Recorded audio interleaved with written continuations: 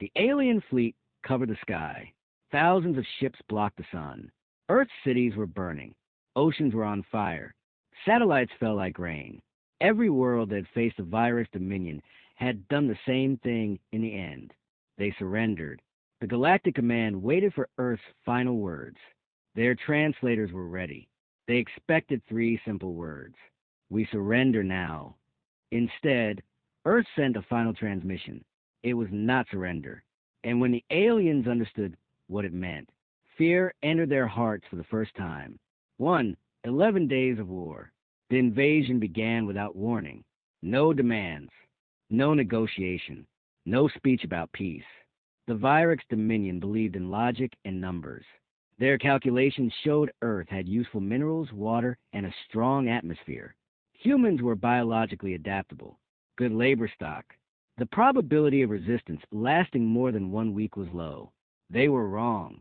Human fighter jets rose into the sky within minutes. Navies launched missiles from beneath the ocean.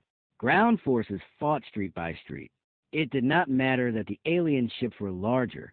It did not matter that their weapons were stronger. Humans fought anyway. Day 1, the moon defense grid was destroyed.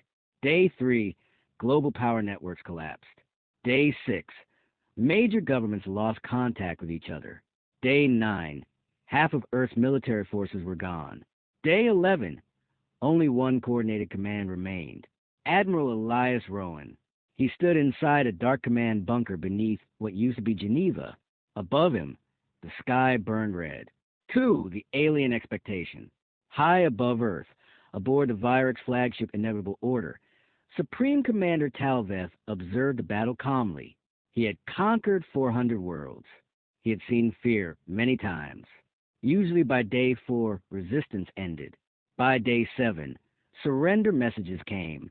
By day 10, the surviving population begged for mercy. Humans were late. Talveth studied the latest report. Human military capability reduced to 8%. Orbital defense eliminated. Global communication fragmented. He tilted his head slightly. Prepare to receive surrender transmission. His officers obeyed. Across their vast screens, Earth rotated slowly. Scarred, burning, broken, but still alive. 3, inside the human bunker. Admiral Rowan looked exhausted. His uniform was torn. His eyes were red from lack of sleep. Around him, only 12 officers remained. No cheering, no hope of victory. One young lieutenant asked quietly, "Sir, are we sending a surrender?" The room was silent. Rowan looked at the final casualty numbers. Billions displaced. Millions dead. He closed his eyes for a moment. Then he shook his head. "No." The lieutenant stared at him. "Sir, we can't win." Rowan nodded. "I know." He turned to the central console. "Activate beacon protocol." Several officers froze. One whispered, "Sir, once we do this, there's no turning back." Rowan answered softly. There was no turning back when they entered orbit. For what the aliens did not know, years before the invasion, humanity had discovered something strange. A deep space signal. Old, repeating, ancient. It did not match any known alien language. It came from far beyond map space. Human scientists studied it for decades. They could not fully understand it, but they discovered something important. The signal responded to human DNA. Only human DNA. The project was hidden under the highest level of secrecy. It was named simply the beacon, not a weapon, not a bomb. A call. 5, the final broadcast. Back aboard the Virex flagship, Commander Talveth received notification. Planetary transmission detected. He allowed himself a small nod. At last. The message was strong, clear, broadcast on all frequencies. The alien translation system began decoding instantly. The bridge was silent. Talveth expected pleading. He expected emotional language. Humans were known for emotional behavior. Instead, the screen displayed a single sentence. "This is not surrender. This is a warning." Talveth blinked. A warning? From a defeated species? Before he could speak, energy levels on Earth spiked. 6, the beacon activates. Inside the bunker, The countdown reached 0. Rowan stood straight. Transmit! Across the planet, hidden relay towers activated. Every remaining power source was drained.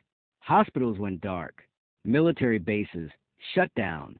Entire continents lost electricity. All energy fed into one pulse. From Earth's surface, a column of light shot upward.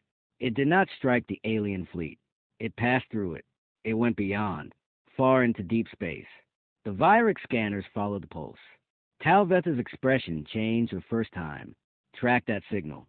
His officers worked quickly. Signal trajectory confirmed. Destination unknown. Distance extreme. The pulse did not slow. It traveled beyond their mapped territory, beyond their empire, beyond known civilizations. Then, long-range sensors detected something. A response. 7, the impossible reading. An officer turned slowly toward Talveth. Commander, we are detecting gravitational distortions. Source. Unknown. How many ships? The officer swallowed. Not ships. Space itself began to bend. Not near Earth, near the edge of the system. Talveth stepped closer to the display. His fleet of thousands suddenly looked small. Very small. Another officer spoke, voice shaking. Commander, whatever is responding, it is massive. How massive? The officer hesitated.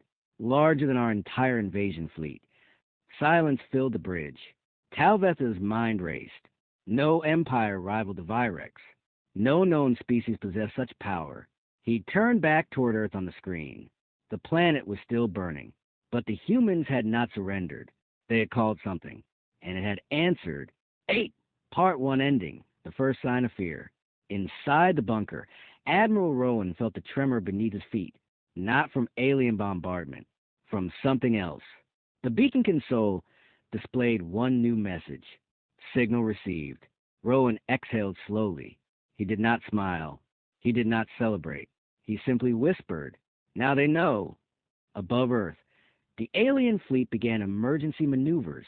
For the first time in 400 conquests, the Vyrek's dominion was uncertain, and uncertainty, to them, felt very close to fear. The alien fleet had conquered 400 worlds. They had never felt fear. Until now, at the edge of Earth's solar system, space was bending, not from weapons, not from explosions, from something arriving, and it was not human. One, the first arrival.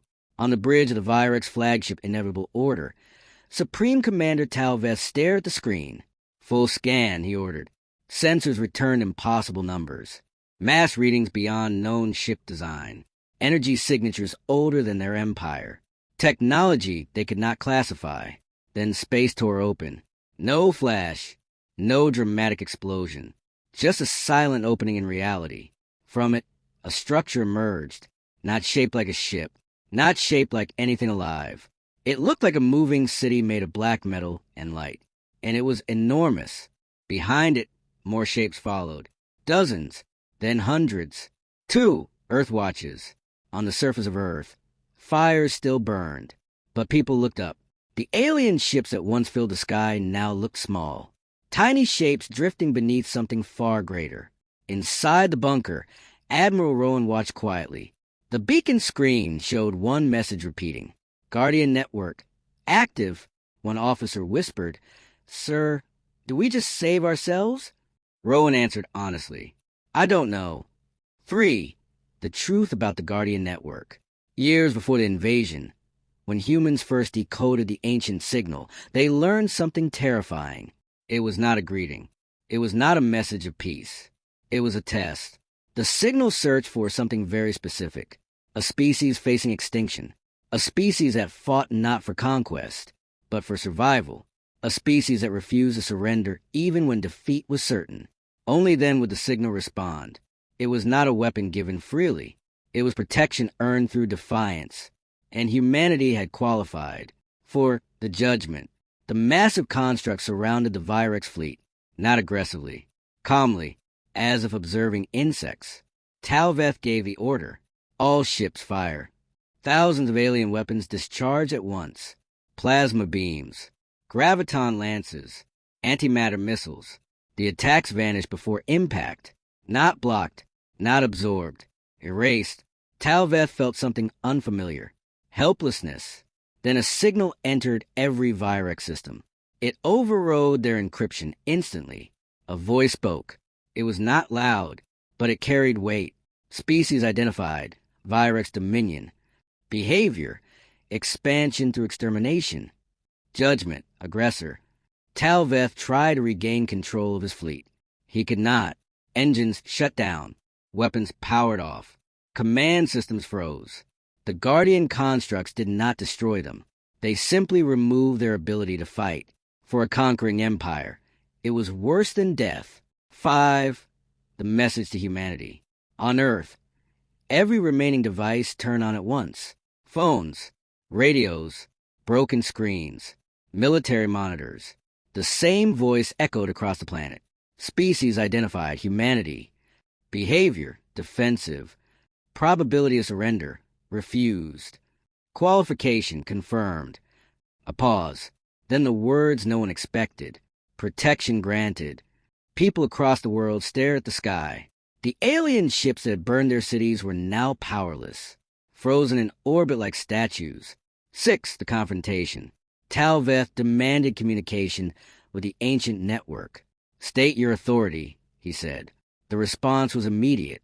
We preserve potential. You eliminate it. You calculated their surrender.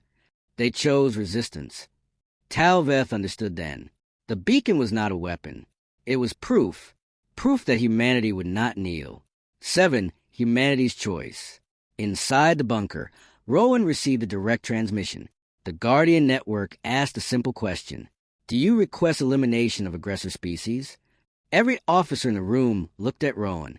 Billions were dead. Entire cities were gone. Humanity had every reason for revenge. Rowan closed his eyes. Then he shook his head. No, he spoke clearly. We request only that they leave. Silence followed. Then the ancient voice answered. Request acknowledged. 8. The withdrawal.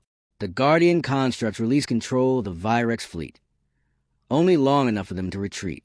Talveth did not argue. He did not threaten. He ordered immediate withdrawal. For the first time in their history, the Virex Dominion retreated from a world they intended to conquer. As their fleet fled, the massive constructs remained still, watching, waiting, ensuring compliance. 9. Aftermath on Earth. The alien ships disappeared into deep space. The Guardian structures slowly began to fade.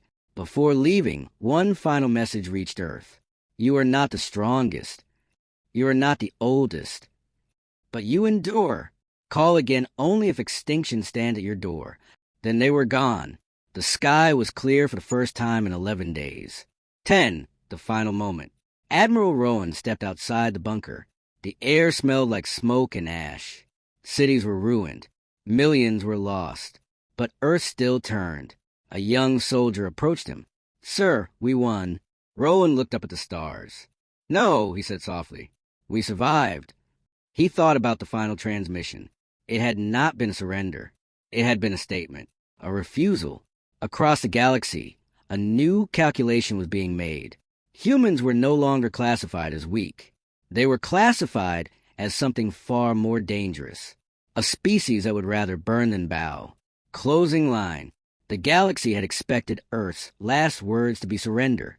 Instead, humanity sent a warning, and the stars answered.